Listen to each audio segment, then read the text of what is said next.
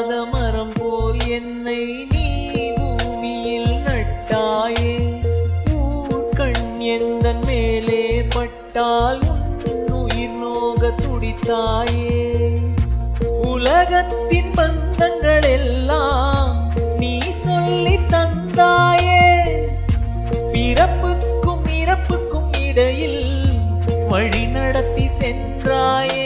உனக்கே ஓர் தொட்டில் கட்டி நானே தாயாய் மாறிட வேண்டும். ஆராரிராரோ நான் இங்கு பாட, தாயே நீ கண்ணுறங்கு, என்னோட மடி சாய்ந்து.